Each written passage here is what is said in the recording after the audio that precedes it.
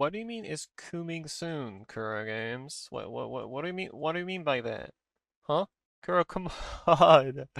We know you make typos all the time, but can you like, come on, man. I mean, it is gacha players, so I guess, hey. Yeah, everyone, Kuro Games released their 1.2 dev notes for Wuthering Waves, and from what I've seen people post, this is going to be pretty damn good, so let's see that right now. 1.2 will be called In the Turquoise Moonglow, kind of like that name. Right off the bat, we see the new custom lock-on feature. 1.1, they had already implemented quite a few QL improvements for the auto lock-on system, and we'll be able to decide and customize how we have the auto lock-on feature where that's pretty damn good. I always like to see some QOL. Pretty cool, pretty nice. After that, we have the Hover Droid Shooter. We've heard your feedback regarding the need to frequently switch between teams when there are no pistol-using resonators available for challenges like the Photon Vault and similar puzzles. In version 1.2, you'll be able to use a new Hover Droid Shooter utility. That is amazing. So this is something that other open world games need to do. There's always these puzzles or things to interact with in the overworld where you'll be having to use pistol characters, and if you're not using one in your team at the time, then you have to exit out or like tab into the menu where you can actually change your team, and you have to deploy your team, and that's something that breaks the flow of the game, even though you don't have to do it that often. It happens often enough that it's just annoying. So them actually acknowledging that and making that feature with our little utility system thing, that's just great. Like this is just amazing. If you're running GN and Murtafi, you don't really care about that because you were running pistol unit anyway. Or if you're like one of those Chisha enjoyers, you're also just running around shooting people anyways. But yeah, no, this is the kind of QL that shows that they care about how much we enjoy going through their game, and those little improvements will add up in the future. So I am absolutely stoked for changes like this being a thing, because this isn't just this change. This is, at least to me, this shows that they are willing to make changes that will significantly over time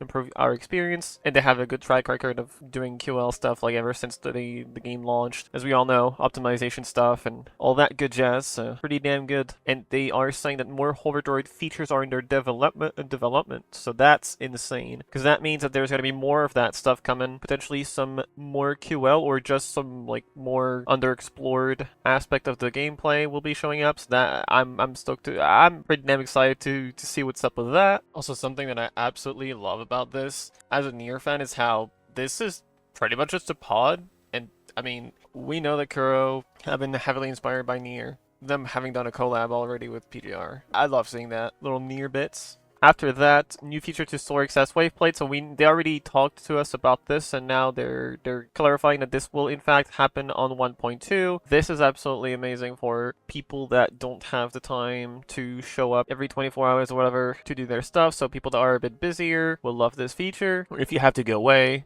for vacation or whatnot, getting to just let it cap, but actually not cap because you have this extra storage. Very fucking nice. This should just be a thing in all these games, to be honest anyway, so love to see that again, more QL stuff. Obviously, if you're logging in every day and it's never letting it cap, that doesn't really matter too much to you, but since there are quite a few casual players playing these kinds of games, you should still welcome the change, because that means more player attention and satisfaction for the game, so that's amazing. New Resonator Showcase feature, so you can showcase your characters with their summon animation as well. That looks really cool. Again, like well, this is kind of whatever. Although I do think that this is still good stuff, because once again, casual players are a big part of these games. So having these kind of cool little things to just make the game prettier is always great. Also, we get a little sneak peek of Gigi's animation as well. Looks pretty cool. Something that a lot of people were asking for on release, and that was there during the last CBT, I believe, the 120 FPS option. Once again, more QL stuff that shows that they do want people to experience the game as best as possible, and they actually do care about that kind of stuff. Very nice. New depths of Lucifer store rewards. They'll add more exchange items to the Elusive Store's subsequent versions of the Depths of Elusive Realm event. These items will be available as the convene events for the second half of each version are released. That's great. So they're gonna try and make Elusive Realm give us more mats for build our characters is what I'm getting. Please remember to exchange your rewards after fully exploring this. Yep, they're just reminding us, hey, don't let the event run out before you claim that stuff. Good stuff. Again, the Depths of Elusive Realm, I'm glad that they're trying to fully utilize that for the game's future, because this mode has the foundation and all the groundwork that they need to make a very sustainable end game and mode for people to get back to that pretty much everyone can enjoy. Since their combat is so good, having this roguelike mode that you can also trivialize if you're not as good of a player, thanks to the last update that they made with those like buffs and debuffs, so you can just basically choose your experience according to what you're thinking you can do. Again, great stuff. I'm glad. I'm hoping to see more of this mode getting changed in the future. This is mostly QL, but once again, like this is great that they're planning to do stuff like this, because this tells me that if they're wanting to do things like this coupled with what they did in 1.1, I'm pretty damn sure that we're gonna keep seeing more updates, QL and content-wise. So good stuff. More guidebook activity points from a daily quest. And that is absolutely amazing. So for those that don't really pay attention to how much stuff gives you in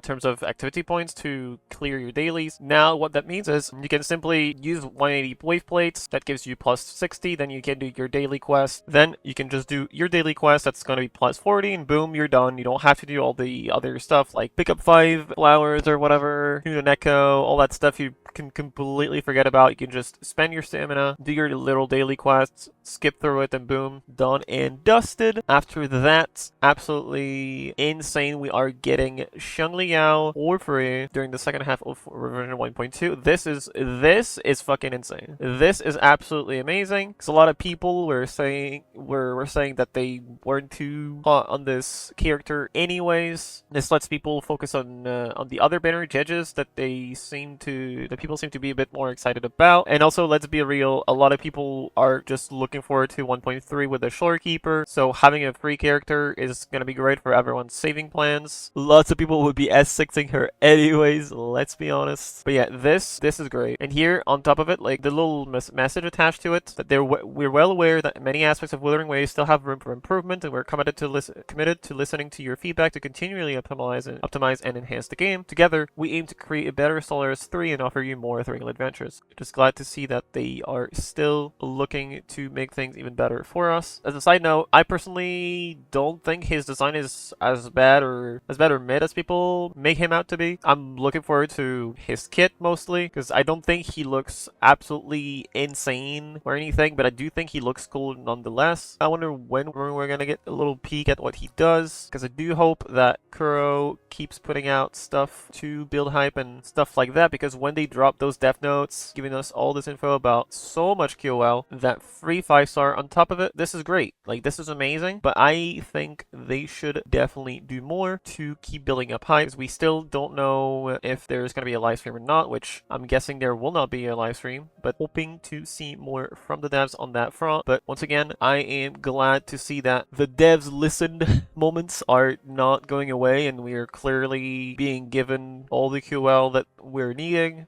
and they will most likely in 1.3 as well have cooked up some more really nice stuff for us to go through the game. Right, so another thing that I saw earlier today that I did want to mention is the fact that not on 1.2 but on the patch 1.1.20, which happened on August 6th at 3:10 p.m. UTC+8, they implemented some quite nice stuff that once again I don't think should be taken lightly, because a lot of people thought were left thinking that there wouldn't be any fixes for those kinds of things, and we can see that, again, implemented optimizations to address some of the known performance issues with the game on Android devices, replacing the FSR option with metal FX for certain iOS devices, option is enabled by default and can be turned off in settings, optimize the graphic performance of the game, there's some resolution settings for certain Android devices, so on top of all the QL that we saw in the 1.2, Death Notes. It's really important to note that they have been actively working all like right now on making the game better in terms of performances as well, because they are and keep repeating that they are listening, are aware of what's going on, and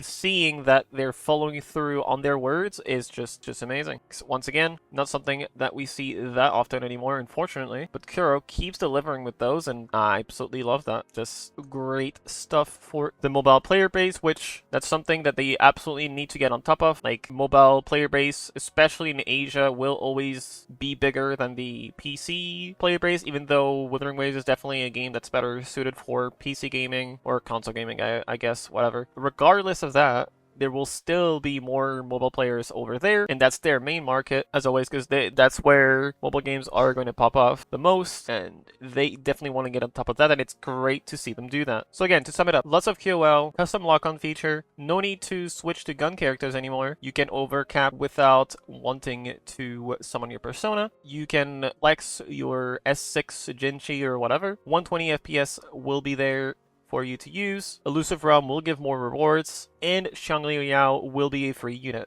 Now, don't know about you guys, but I'm absolutely stoked for 1.2. I am also one of the people looking forward to the Shorekeeper, probably more than the two characters from 1.2, but I am still looking forward to what those two will bring to the game, and I'm honestly quite stoked to try out and play Shangli Yao, because I don't really have any Electro characters at the moment. I haven't gotten Kalkaro, nor did I get Yin Lin, so pretty excited to see what he's gonna bring to my roster, and hope he has some flashy and interesting moves in his kit, like we've seen with Jinsei and Chongli, which there will be a video about Chongli, but I'll let you guys see that for yourselves when that happens. But yeah, you guys have a great one. See you later, and bye-bye.